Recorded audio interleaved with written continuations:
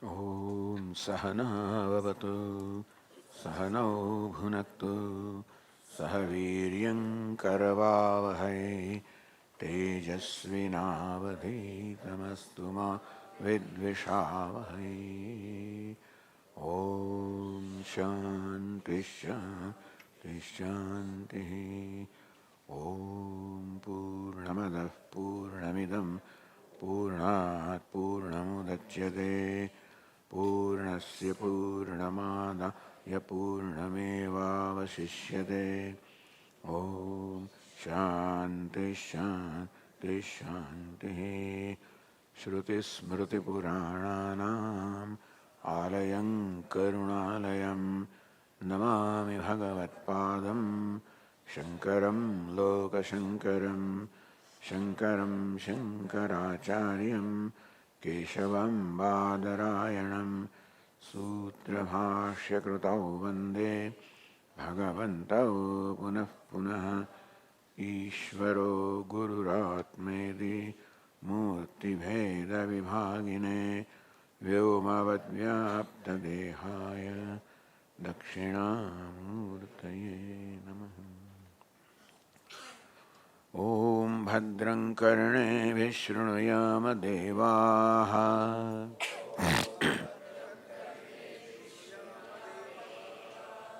Bhadram Pashye Makshabhiryajatraha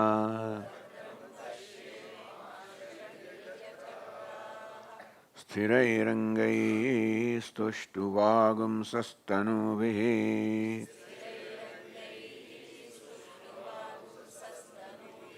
Vyashema Devahitam Yadayuhu Swastina Indra Vruddhashravaha Swastina Pusha Vishwavedaha Swastina Starkshyo Arishtanemihi Swasti no Bruhaspatir Dadhatu. Om Shanti Shanti Shanti.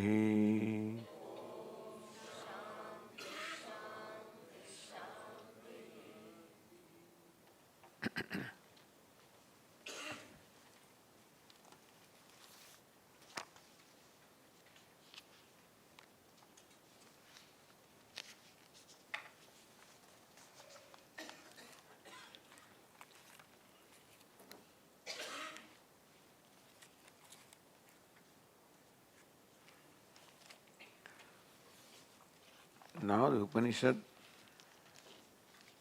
prescribes some sadhanam or the means which are conducive to preparing the mind for knowledge.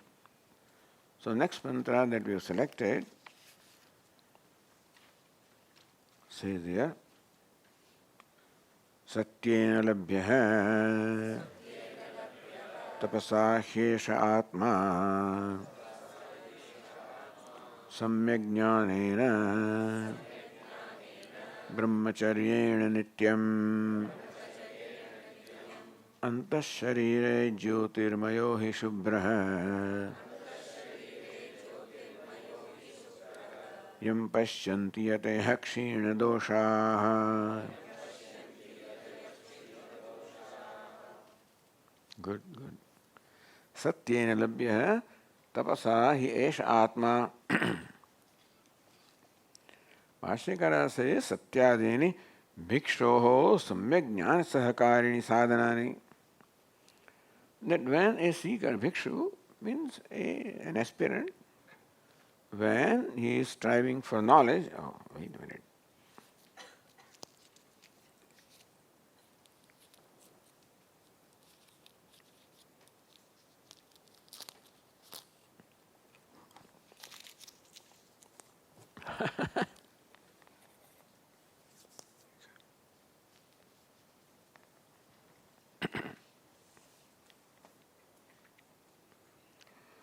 Samyak jnana sahakarini sadhanani. sadhana, the means which should be practiced along with pursuit of knowledge, which in fact become an aid for the taking place of the knowledge and also abidance in knowledge. We want knowledge as well as we want the nishtha, jnana nishtha, abidance in knowledge.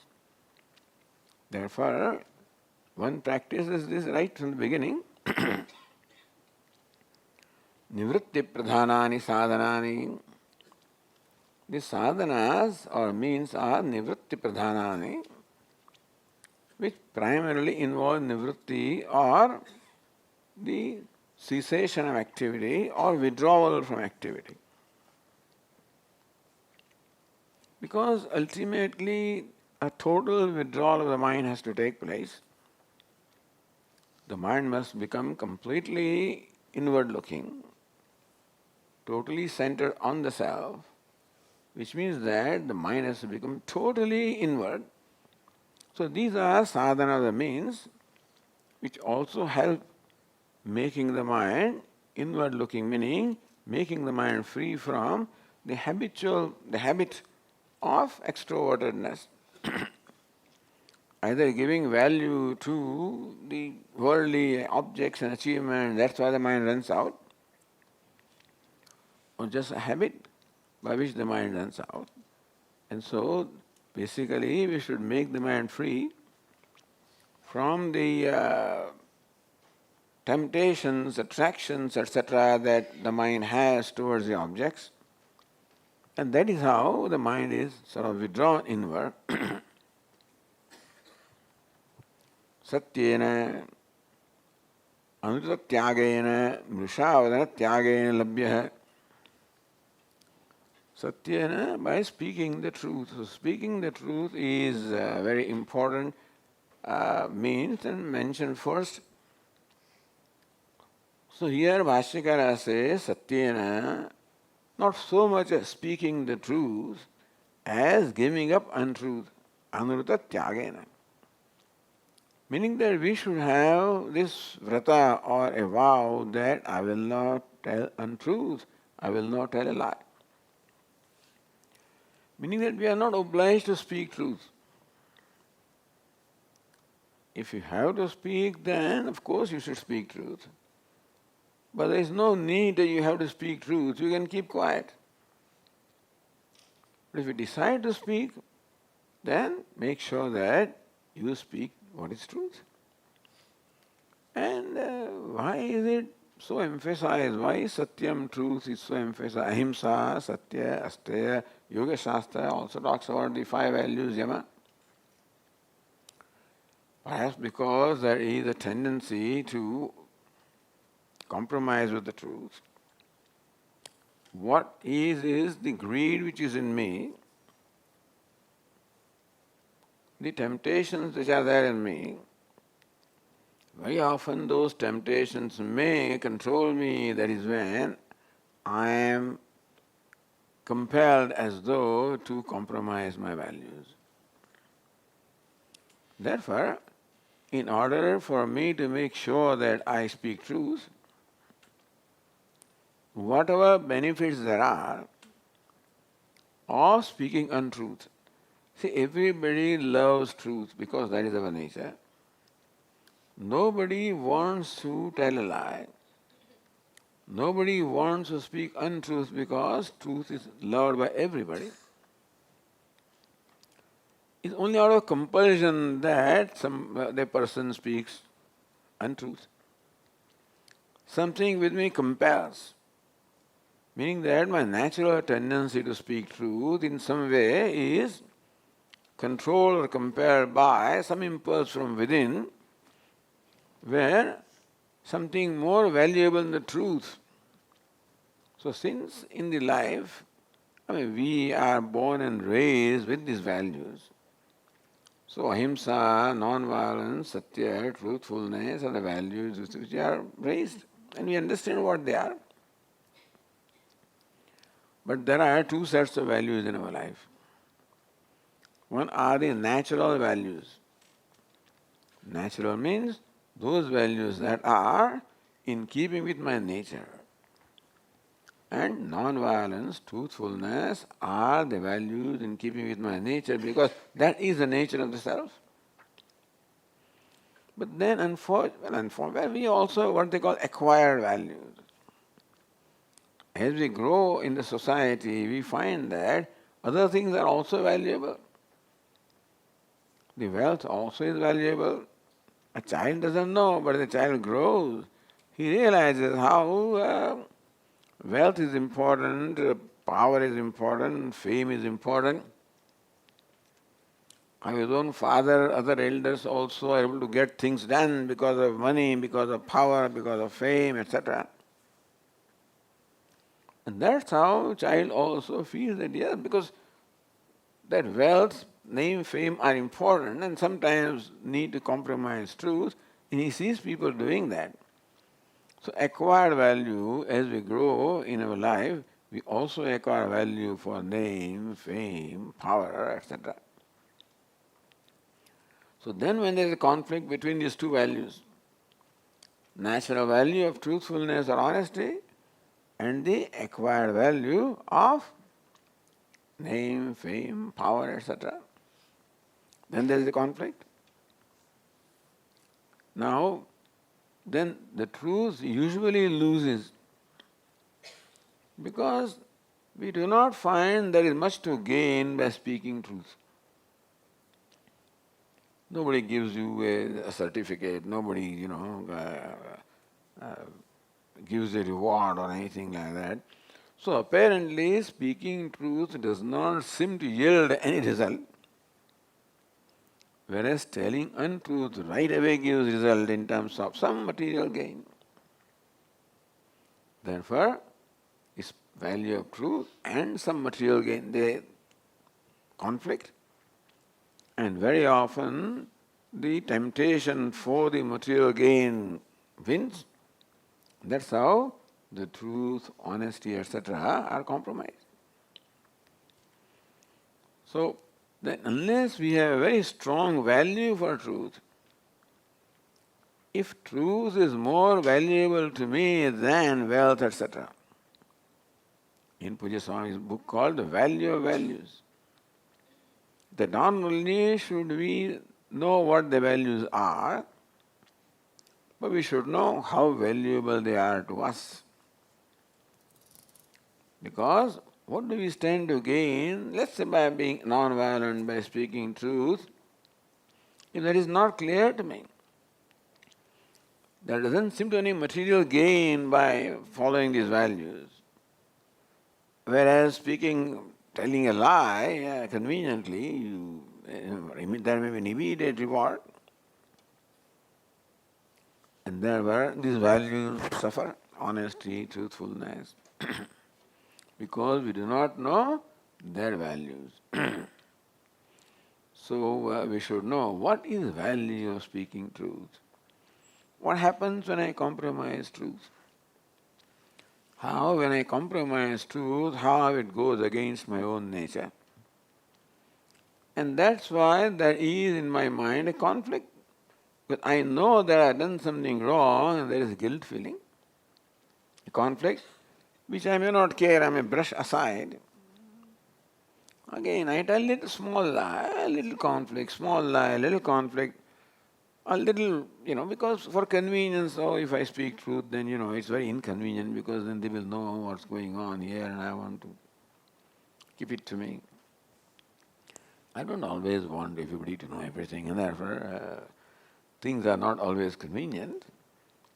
And therefore we very often tell little lies here and there, not a big deal.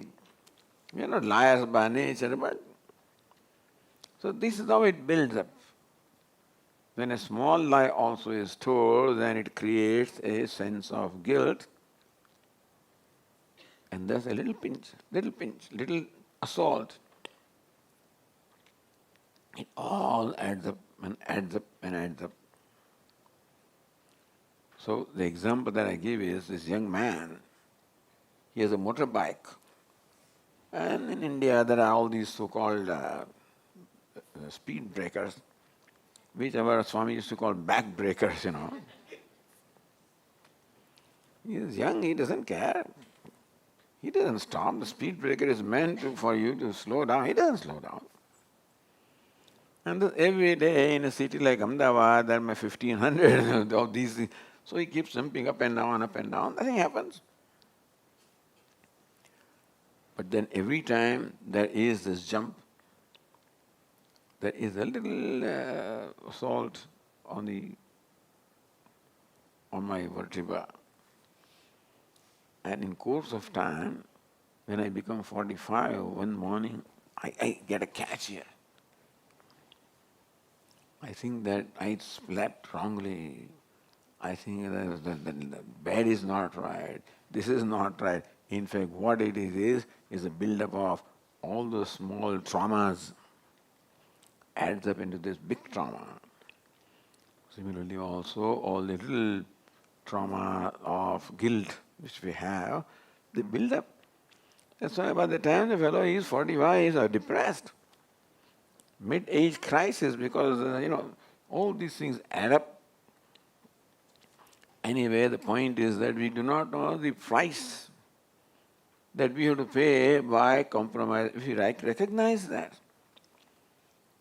the material gain by compromising truth is not as much as the spiritual loss which is there, inner loss which is there, when I recognize this, then I will not sacrifice the inner gain for the sake of outer gain. So thus, for any value, including satyam, the truth, we should know the value of values. How truth is valuable to me, because it is in keeping with my nature. So when there is truth, when I speak truth, there is harmony within my mind. There is peace in my mind.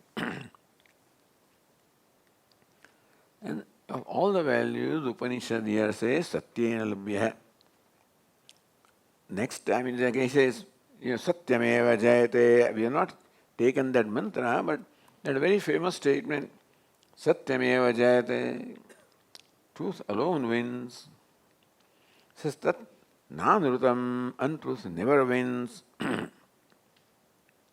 That comes from this Upanishad, which is a motto in these currency notes in India, Satyameva Jayate. Satyena Labhya Tapasa Esh Atma. Tapasa by austerity. Austerity can be a self-imposed, a self-denial, a willing self-denial for controlling my sense organs, like controlling my palate, basically, or controlling other organs also. A vow or a firm, commitment to control the sense organs so that they are kept in my limit. So there's got tapasarya here. Indriya man ekagrataya. Here says tapasarya means the ekagrata, the focus or a single pointedness of the mind and sense organs. Labhya esh atma, this atma can be attained by satya, the truthfulness, tapas, the austerity or penance. Then samyak jnane, brahmacharyena nityam, other value is brahmacharya. Brahmacharya you can simply translate as self-control in every aspect, meaning that I must be always alert and I must make sure that what I do is within the limits that I have set for myself. Although brahmacharya means continence, but brahmacharya can also be recognized, understood as self-control, being alert and make sure that everything is within my boundaries. I do not cross the boundaries. Samyak jnanena, while pursuing samyak jnanam, the true knowledge. So satya, tapaha, brahmacharya, these are the values that are told while pursuing the knowledge. Then the jnanam becomes samyak jnanam. Then it becomes the true knowledge. knowledge in keeping with the self as it is. Antasharire jyotirmayo hi shubhra yam pashyanti yatah kshinadoshaha yatah kshinadoshaha yatah monks or the aspirants, kshinadoshaha, those who have attenuated or those who have minimized their dosha or the blemishes. So these raga, dvesha, etc. are doshas or blemishes, or kama, krodha are the blemishes, and by practicing these values slowly and slowly, I have to overcome that. They said, for speaking truth, I must overcome the impulse of greed. For ahimsa, non-violence, I must control my anger. So I must control greed in order to be honest. I must control anger in order to be non-violent. And I must control the kama or my impulses for indulgence also in order by viveka or by discrimination. Thus, this constant effort of following the value requires me to exercise control over my tendencies to indulge. Kshina doshaha. Thus, in course of time, these people become kshina doshaha. Those dosha or the blemishes, the ragadveshas, impulses, kshina, they slowly and slowly become attenuated. They become weaker and weaker.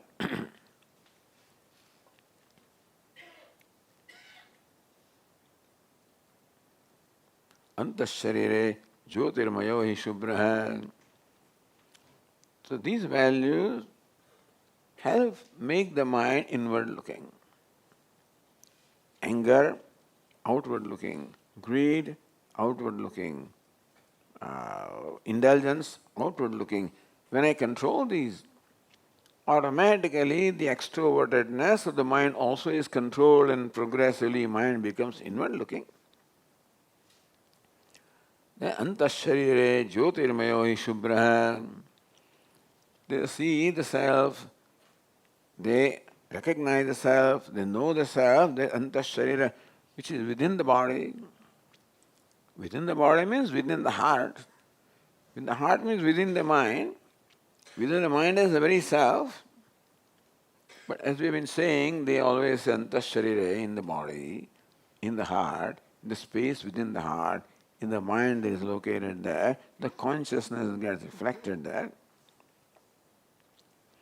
Jyotirmaya, one that is of the nature of Jyoti or light or consciousness, Shubhra, ever pure, Yam Pashyanti, Yataha, Kshina doshaha. So, Kshina doshaha, Yataha. Yataha, the aspirants.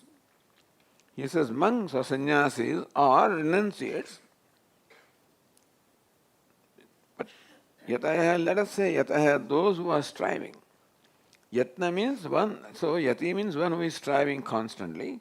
So those who are striving sincerely in pursuit of knowledge, for them, these values help them that the mind becomes slowly quiet, tranquil.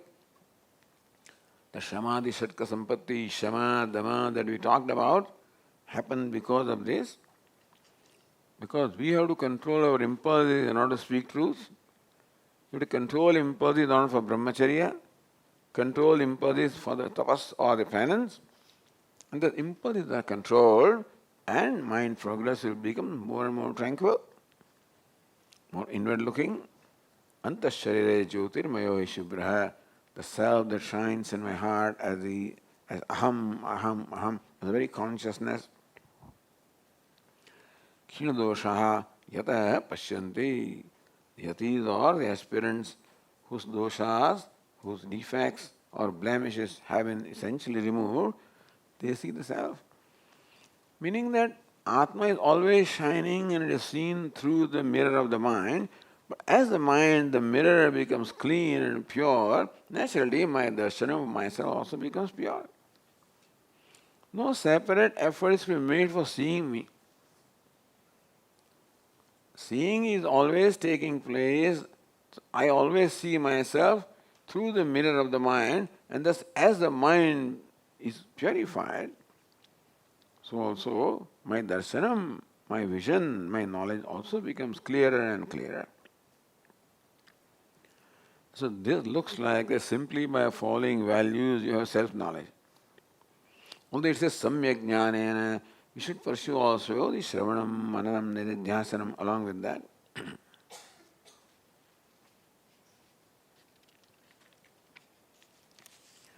Here Bhashyakara says, vakshati cha. That Upanishad will say later, this is for the Swamiji particularly, or Swamini, that na yeshu jihmam anutam na maya cha. Here Bhashyakara quotes a little statement from Prashnopanishad, which says, one in whom there is no crookedness, jihmam, anutam, one in which there is no falsehood, maya, in which there is no cheating or showing one thing and what is inside is different from what is outside. So Prashnopanishad says that one who is devoid of these defects, he gains the knowledge. So Bhashyakara quotes that statement in support of what is stated here, vakshati cha. And so it becomes very clear that the Bhashya of Prashnopanishad also is written by, there are questions, and somebody asked an interesting question. Or Hari Brahmendra, he says, Swamiji, in what sequence the Bhashya is written?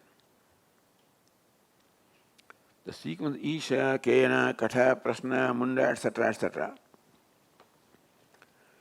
But that is a traditional sequence in which we study, but is that the sequence in which Bhashyakara wrote Bhashya? Very difficult to know. But at least this one here says that looks like the Mundakaopanishad is written before the Bhashya of Prashnopanishad, because it says Vakshati cha.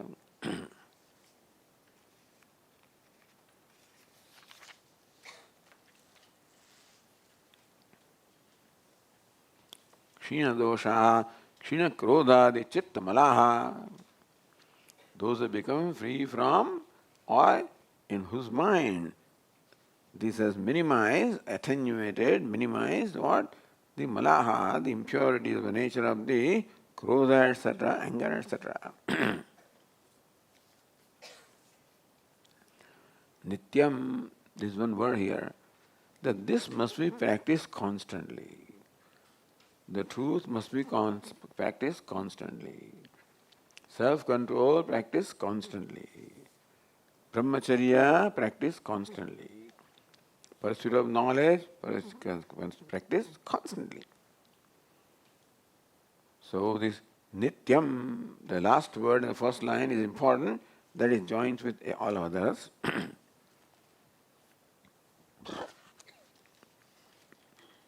So na kadat kitkahi satyadi, it's not that now and then I speak truth, now and then I have brahmacharya, now and then, no. All the time speaking truth, all the time self-control, all the time controlling all my impulses must take place all the time. Because mind being what it is, if we give it a little liberty, then it goes back to its old track. And therefore, to prevent the mind from going to old track or old, route, we have to always be alert and keep it in check.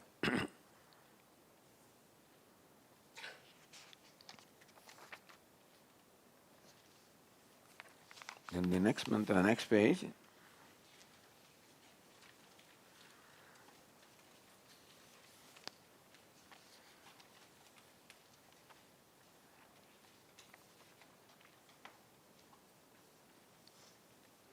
कामान्यः कामयते मन्यमानः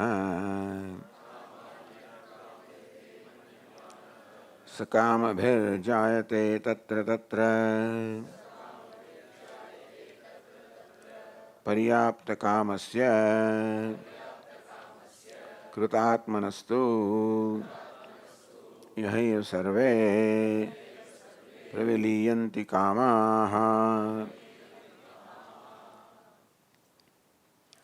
Mumukshu kama tyaga pradhanam sadhanam. For mumukshu, the giving up or discarding renunciation of kama, here kama stands for the objects of desire, that one must become free from the fascination of the objects. Because a desire arises on account of my fascination for a given object. To become free from desire, I should become free from that fascination. We cannot give up desire, understand?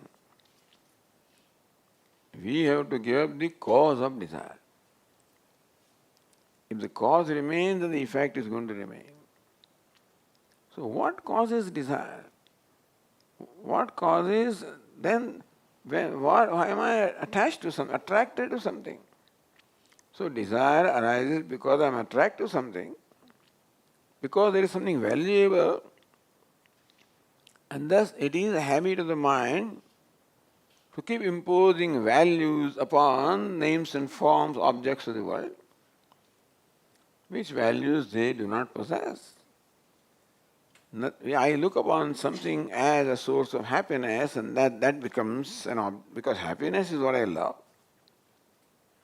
I don't love an object for the sake of the object. What I love is happiness.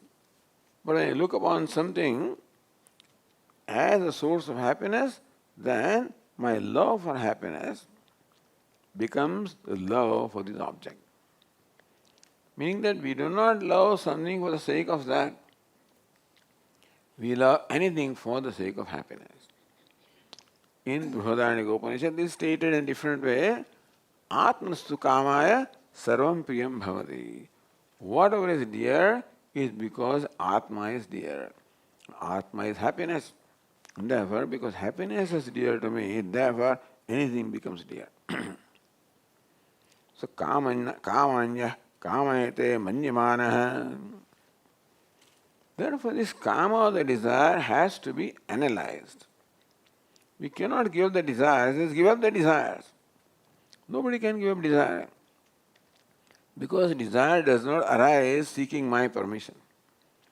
Otherwise I could put a sign in front of my door, desires have no entry. It's like putting a sign, thieves are not allowed. As the thief asking my permission. So desire does not ask my permission. It arises.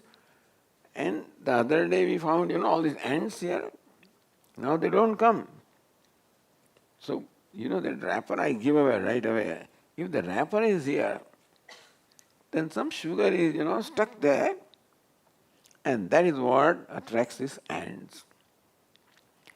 So you can brush aside ants as much as you want. They will keep on coming as long as the source is here. In order for you to have ants not come here, the only way is to give the cause of that. So these desires like ants. When I talk of desires, I remember an old experience in Ahmedabad, in some earlier place where I used to stay. So I used to walk up to the classroom and return also walking back. So walking back, I noticed that there was some, hutments, not far away, and there were a lot of children playing. So one day I told children, say Hari Om. He said, Hari Om. Then they all followed me. Then I said, why are they following me? I realized that they expect something. They expect some prasad. So then every day I will bring something. I'll go up, get whatever I have. It may be some little piece of sweet or whatever. Give them. They will all line up. So then somebody would say, give me for my brother. Why? Because he has gone to school. For my sister, she is not here. And last one, please give me the whole thing, So what have given the whole box? So like this went on. One afternoon when I was resting, at about 2:30 in the afternoon, the bell rang. which nobody would ever do because everybody knew that Swamiji is resting at this time and the bell rang and I was a little upset. A little angry. I opened the door and I found a little urchin there, a little one. What can you do to him? Why are you here? Swamiji, Prasad. I gave you the morning, but I was not there. As though it is his right, So I gave him a candy. I said, don't tell anybody that you got this candy. After 5 minutes, bell rings. Again I get up, open, other fellow. I said, what do you want? Prasad. But I gave you this morning. But you gave me only this piece of sugar. I didn't get candy. And like this, I tell him not to tell him, but he'll definitely tell somebody, other fellow. And that's how one by one, the whole afternoon we had a series of little children.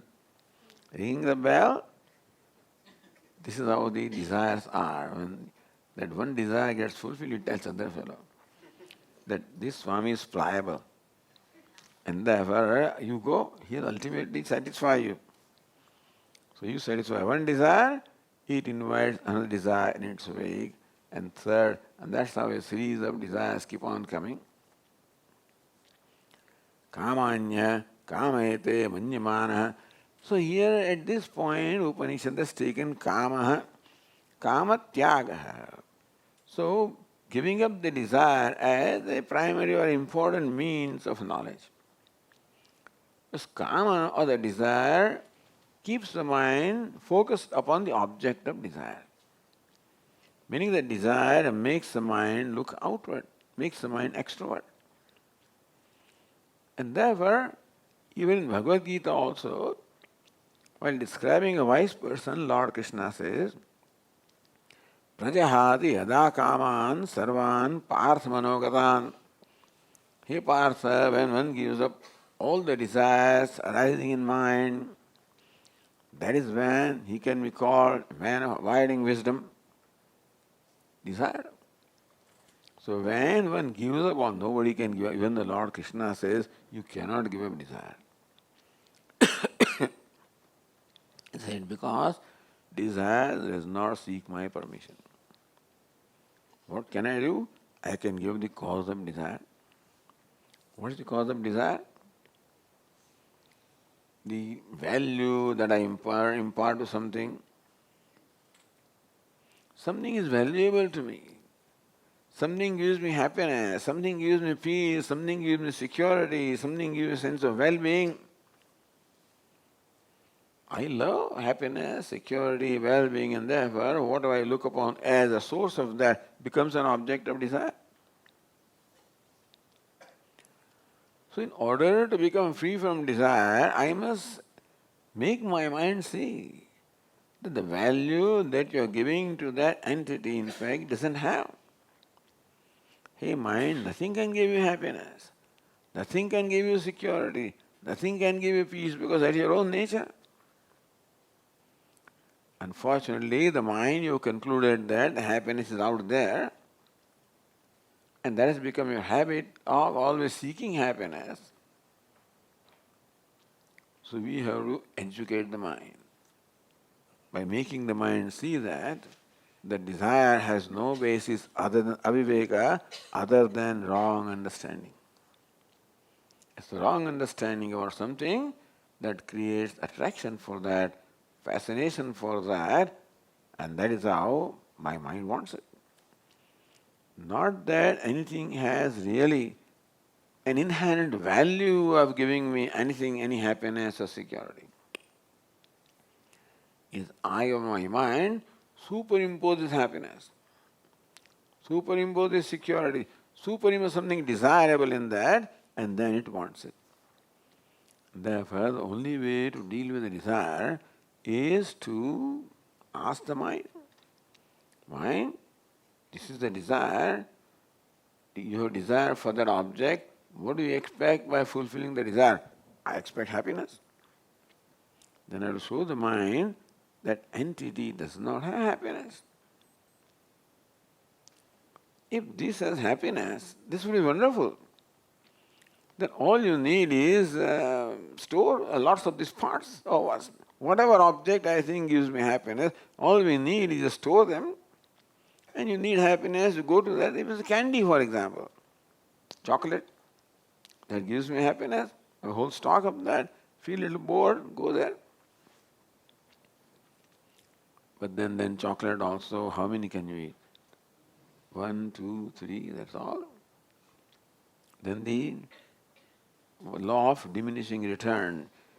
Every following chocolate gives you less satisfaction. Less satisfaction. I used to talk about Rasgulla, because in the hostels, young people, these college students, they bet. And they say, who eats more Rasgulla? If you eat more than 25, then for every Rasgulla, we'll give you 1 rupee for more than 25. And they say, I'll eat 35. 36 Rasgulla all come out, because it loses the value. It is called the law of diminishing return. Every following Rasgulla has reduced happiness. Ultimately, time comes and Rasgulla becomes source of misery. All of this enables me to understand that there is no happiness in Rasgulla. But Swami, I do feel happy. Who says there is no happiness? When I eat Rasgulla, I enjoy it. You enjoy because you think there is something in Rasgulla, then everybody should enjoy. There are some people who don't touch it. But Swami, Pratyek Bodhananda, he won't eat all these sweets. He always bhajia, he wants something spicy. So whenever a bhiksha would come, automatically all sweets would come to my side, all spicy stuff goes to him. He didn't care for any sweet. Our Puja Swami didn't care for sweets. That was the time. He would give it, if you are sitting beside him, he will give it to you. That's how brahmacharis were there. For all these extra food, in his plate, he just pass on. But that is one thing. But in fact, this is what will help our mind understand that nothing in the universe inherently carries happiness or security or anything. Because a mind, that is your own nature. And what you are seeking is your own nature. You can never find it. But I find it, Swamiji. Who says there is no happiness in Rasgulla? I find it. As I just said, if that was the nature, then every Rasgulla should give happiness. It doesn't. That means I am superimposing something, not that it is inherently there. So thus, every time the mind seeks something, it is one thing that you willingly want to do something. It's other thing that your mind is controlled by an impulse and that makes you do something. No, that cannot be accepted. We cannot accept our mind to be controlled by an impulse. I must be in charge of my mind. I must be in control of my mind. And mind does what I want it to do. Nothing more, certainly less, but certainly not more. So this is how the kama, and we generally give it, say, start with one organ, one sense organ. And that is called tongue or palate. This tongue does two things. One is palate enjoys the food, and second is talking. So just start with one organ, namely tongue, and exercise discipline or the boundaries with reference to these two functions of the tongue in speaking. So satyena labhyat apasahesha atma is found. Lord Krishna says, anudvekaram vakyam satyam prehitam chayat. Says to Arjuna that whenever you say something, make sure that it does not disturb or perturb the other person. Udvega, we say things that perturb, disturb other people. make sure that you don't do that. Okay, Swamiji, I'll keep people happy. No. Satyam, what you say must be truthful. But Swamiji, truth is always bitter. People say truth is always bitter. It's not. Truth also should be spoken in a pleasant manner. Anudvekana vakyam satyam priyahitam chayat. And so then what you say should be truthful, should be said in a pleasant way, should also be said only if necessary, hitam, if it is beneficial. Oh, Swami, you have followed these rules, but you need not follow rules with reference to your children, where you want to educate. So when you have responsibility, when you educate people, then the different rules may come. But in general, when we communicate with others, then we must make sure that what we speak is truthful. Not that even with others, even, if you want to educate them that you should tell a lie, no, but you may have to be sometimes firm. You may have to be unpleasant also sometimes.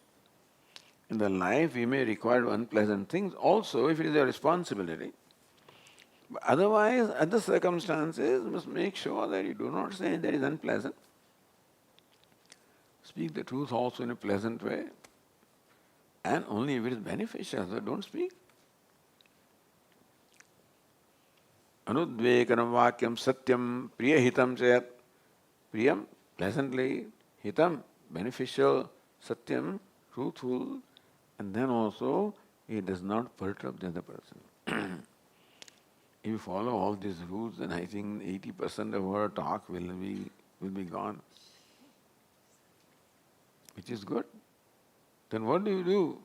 The organ of speech is given to you. Swadhyaya, Bhyasanam.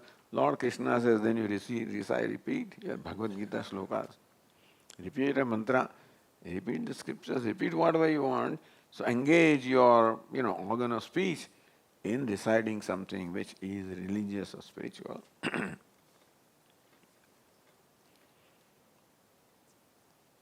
Here, the kama tyagaha is pradhanam, and giving up of kama, the desire. So that's what we are discussing also.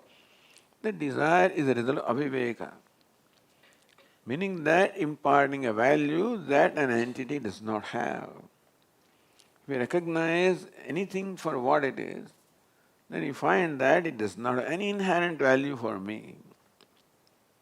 Nothing can give me security. Nothing can give me happiness. Nothing can give me comfort. No, Swamiji, my furniture gives me great comfort. My house gives me security. My wealth gave me this. That is okay, that's what we think. And I am not suggesting you give up all that stuff, but recognize that ultimately security and comfort, all of these we have to discover from ourselves. I am not saying that don't have your bank balance, have an insurance, have whatever you have. But ultimately we have to recognize that this sense of security, sense of well-being, all of that has to be discovered from our own self. Satyena bhihatta. So, therefore, the kamanyah kamayate manjamanaha. So one, that is the verse that's the verse that we are doing. That one who covets the desirable things, by kama is meant here the object of desire, so one who keeps on coveting the desirable objects. Sakamabhir jayate tatra tatra. Manyamana, while brooding on the virtues of that object. Lord Krishna says that you keep on brooding about something, then attachment arises in you. Attachment then builds up into desire. Desire builds up into craving. Dhyayato vishyan pumsaha sangasteshu vajayate. Sangat sanjayate kamaha. Kamat krodho vijayate. Very famous verses of the second chapter of Bhagavad Gita. Dhyayato vishyan pumsaha. When we dwell upon something, we are brooding over something. Brooding with fondness, not just brooding. Not just thinking. You have to think about a lot of things. That doesn't mean it will cause desire. But when we, with fondness, when we keep on brooding over something, and that causes slowly and slowly liking and a desire. And if we do not arrest it, that desire will build up into craving.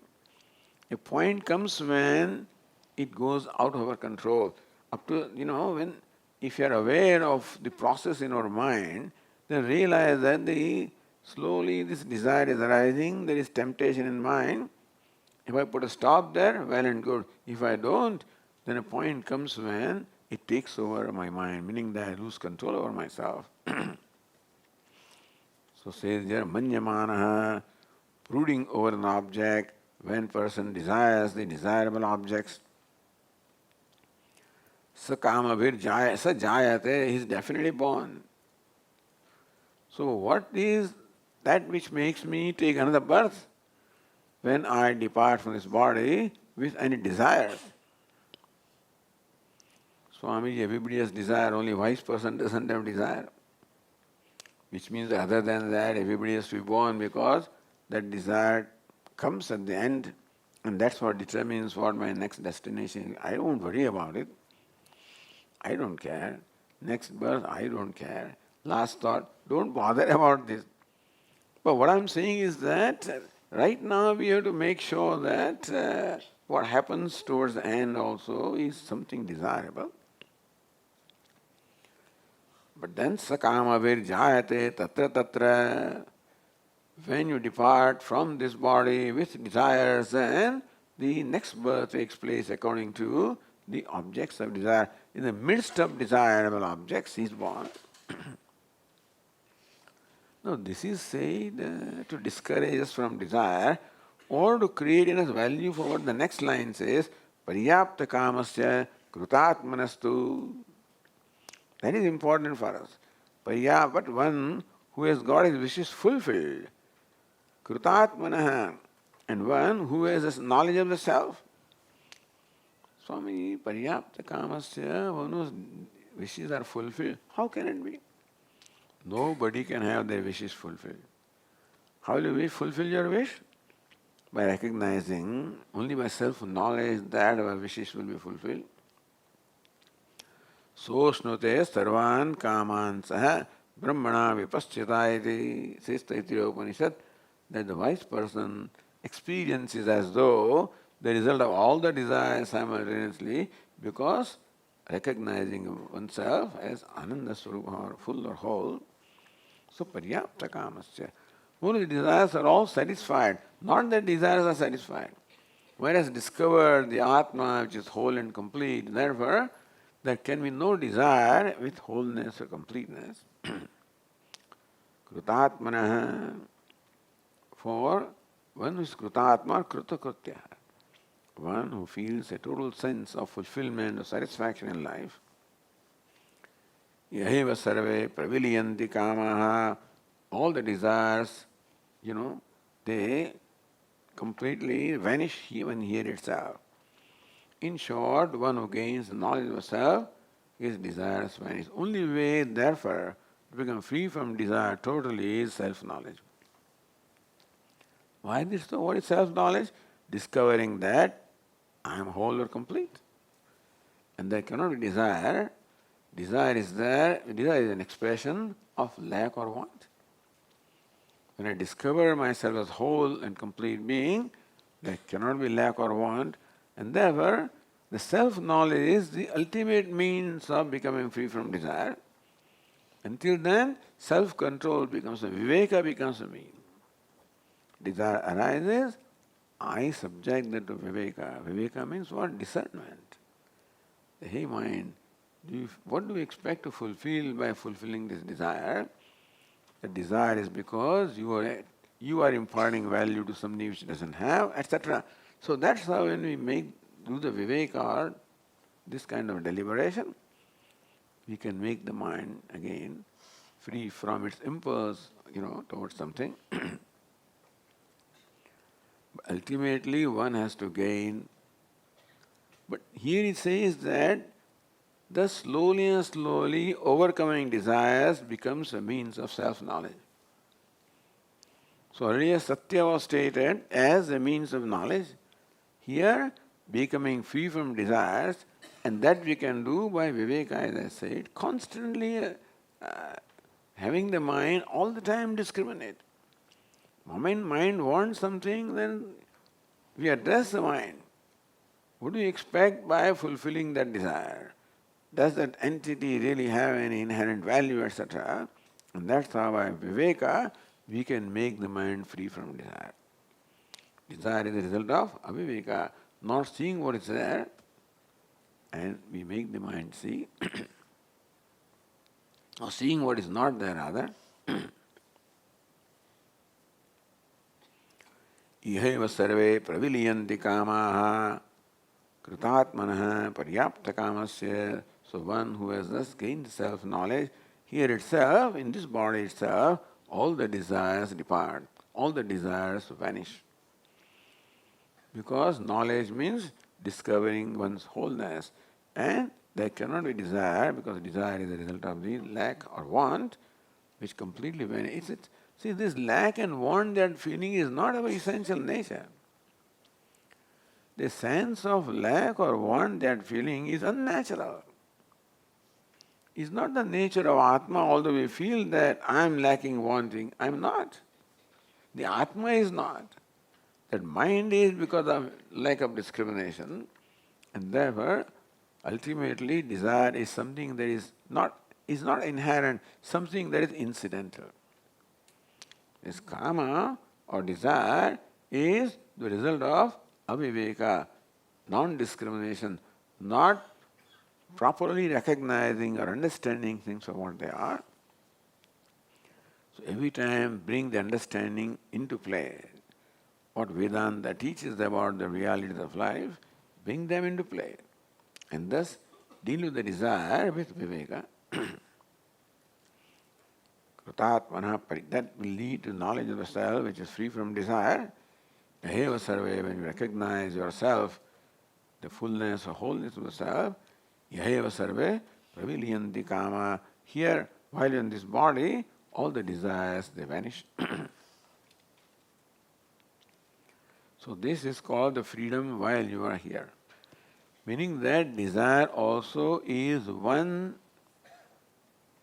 lakshana or chinha, or one criterion for showing the bondage.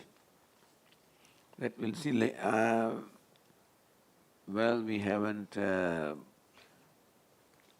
selected that mantra, but it says very clearly that one for him all the desires have left. Prajahati yada kaman, as Bhagavad Gita also says.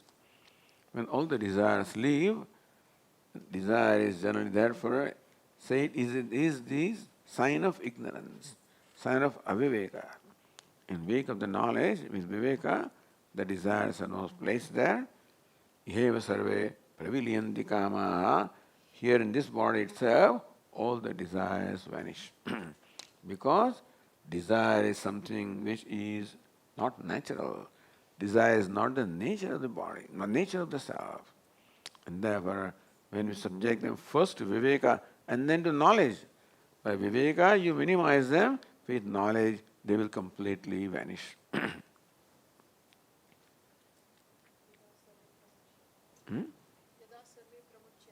Kama yesya hrudishritaha. Yeah, right.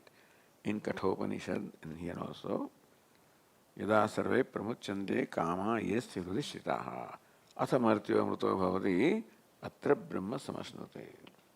Says Kathopanishad, yada sarve pramuchyante kama yesya hrudishritaha. All these kamas which are abiding in the heart, when they all disappear in the wake of wholeness or completeness by self-knowledge, then this person becomes immortal. Here, who thought he was mortal becomes immortal. Same thing here also, eheva sarve praviliyanti kama. Okay. Om Purnamadah Purnamidam Purnat Purnamudachyate Purnasya Purnamada Purnameva Vashishyate. Om Shanti Shanti Shanti.